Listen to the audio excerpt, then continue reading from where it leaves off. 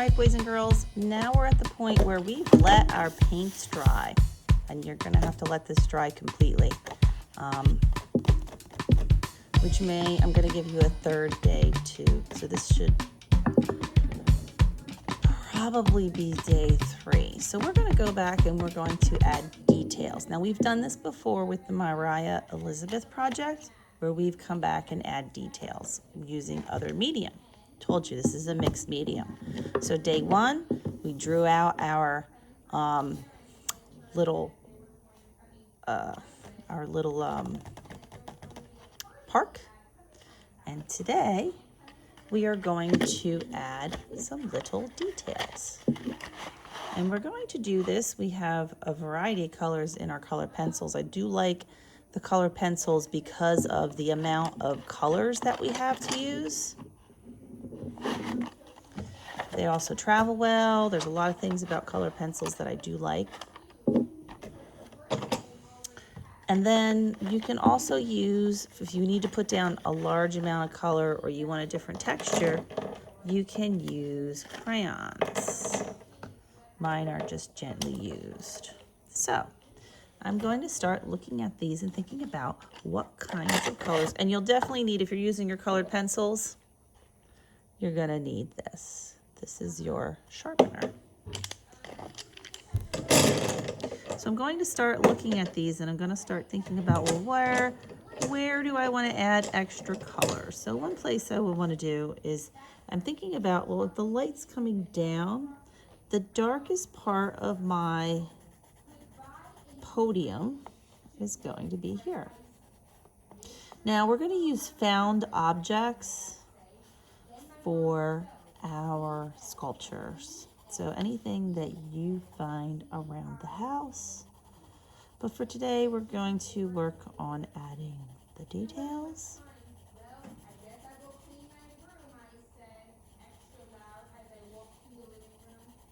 And notice that, okay, I'm putting color down. I'm putting color down, but I'm doing it in a way where the base color comes through.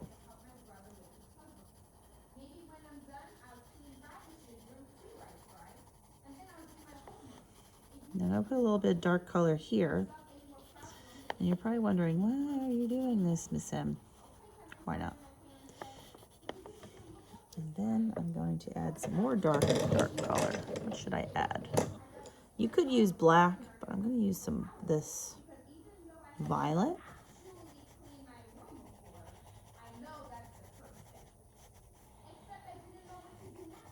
There we go. So see, it's getting darker. It's getting darker. I'm going to go back and add some more colors.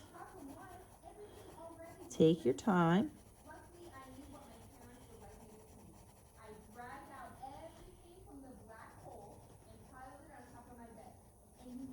Now, I need to think about how the light's going to reflect off of the top of this. Now, wherever the darkest piece is, which is around here, this is the darkest shadow, the lightest, and I actually have white crayon there, but I'm going to add, whoops, that was weird.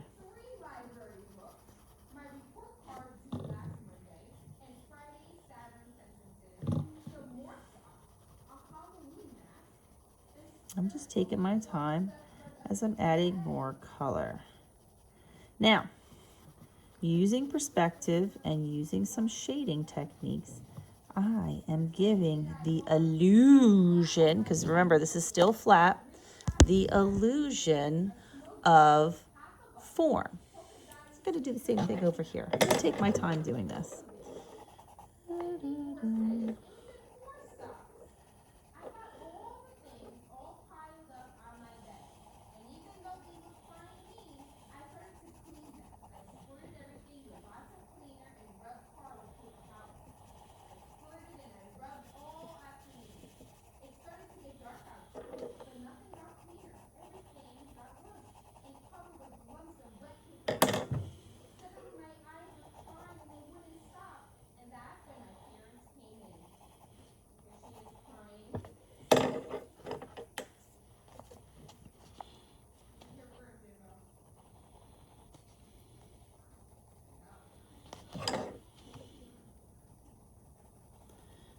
go.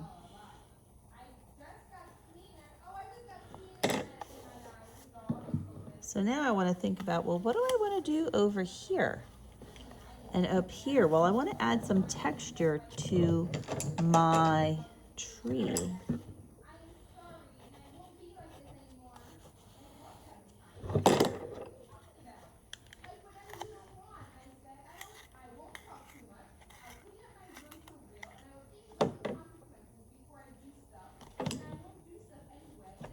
Oh, and that's what happens when you drop your pencils too much. You see this? If you're not nice to your colored pencils, the inside, the core breaks. That's what we call this. This is the core, the inside of our pencil. And that's not good. Now remember I talked about colored pencils before. Colored pencils are made from pigment. No pigs were hurt in this. Pigment is what makes the color, and some wax. So it's related to crayons, which I've tortured over here.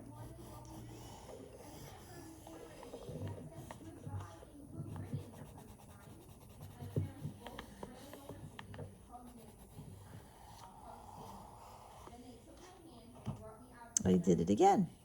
So obviously something happened to these poor pencils. You have to be careful. They travel well, but then again, they don't travel well. So I gotta be careful with those. Let's see how this one's doing.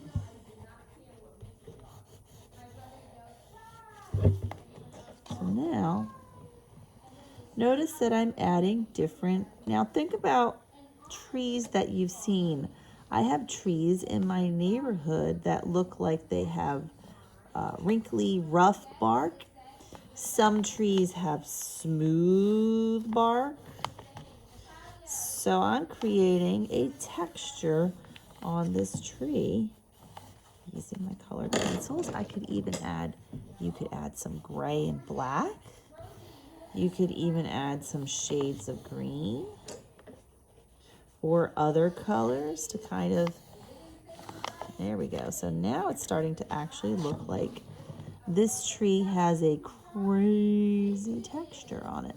Anywhere that I went over with a white crayon, nothing sticks to, which is great because that makes an interesting pattern and design. So now I'm going to think about, well, what do I want to do over here and over here? Perhaps I want to use the black on this one. Now be careful with black, because one thing that the black is going to do, I might actually switch to gray, is make this look more bold and stand out. See, the gray I think is better. The black is too black, if that's even possible. And it makes it stand out in a way that I don't want too much detail on this one as I do on this particular tree, because this one's closer. This tree might have a different pattern on the bark. Perhaps there's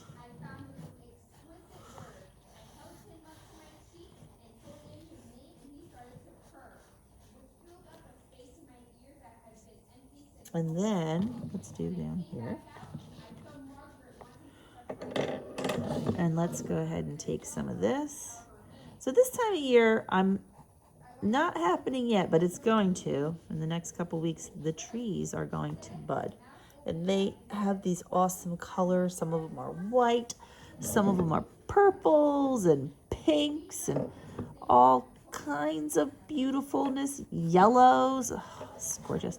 I mean, of course it's not good for allergies. I'm sorry if you have allergies. If you have allergies, this is probably like one of the worst times of year for you. But for me, I love it. I love all the colors. They look so beautiful. I think I'm gonna make a yellow bush down here. Maybe I'll use crayon instead. And that's gonna give a different texture than the other stuff. Now I want to add some textures to the road. So watch the rest of the things that I do. I'm going to fast forward this because do you really need to sit and watch me? Well, maybe you do. So I'm gonna add some more things. I'm gonna add some texture to the road. I'm gonna add grass. I'm gonna put in all those little details that make this interesting.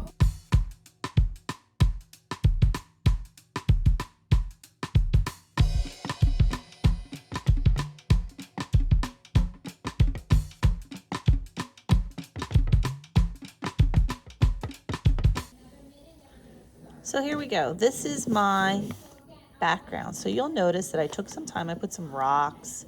I put some different shading down on the path. I put grass. I put flowers. Remember, this is spring. Notice you could see the flowers. I could even put some flowers out there. But instead, you know what I would do if I was putting flowers in the background? Like these flowers have more detail. They're closer to the front. If I have flowers in the background, perhaps I would just take a pencil and just add some color like that. Maybe there's some purple flowers in the background, and as they go back, it gets lighter. Maybe all you see is little dots of color. So you could add color that way.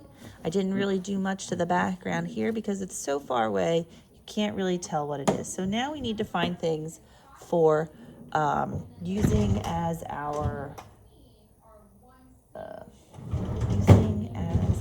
sculpture. So we want to put some things out as a sculpture, and you want something to fit on the pedestal. That could work.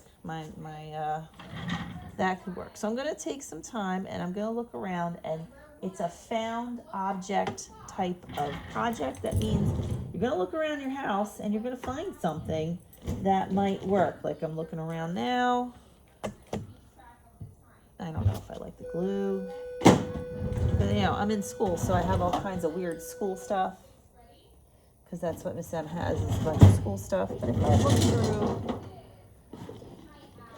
look through my desk and see if I can find something that would work as a sculpture or in my closet, because I am the art teacher. That's not big enough. But I bet if you give me time, I'll find something. All right, boys and girls, so I have, in the time that I was away or whatever,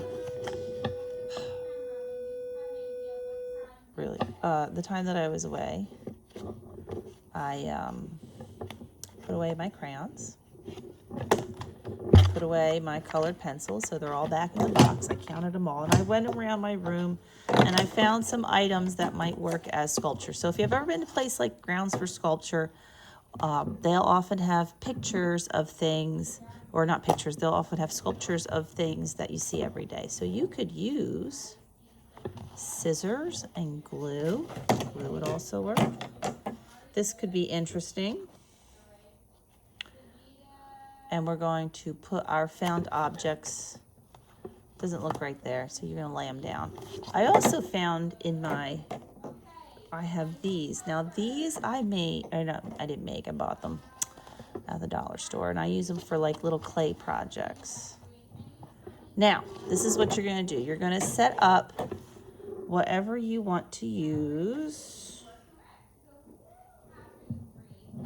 as your sculpture. You could even use crayons.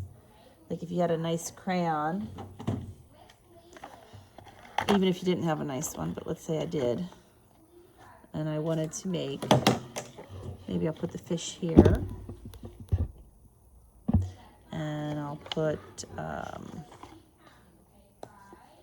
there.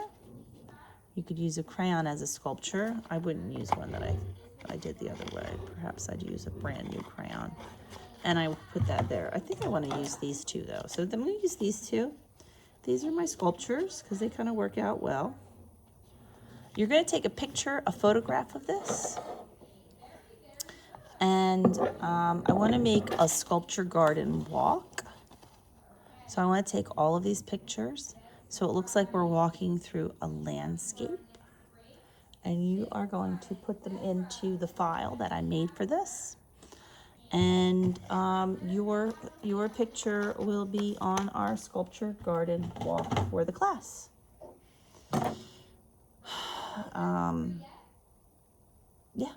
that's about it. So that's where it's going to go. That's where it's going to be done and turned in. If you don't turn it in there, then it's not done.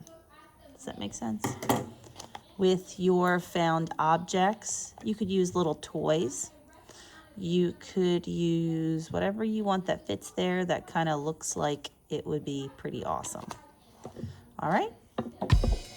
Can't wait to see your finished work.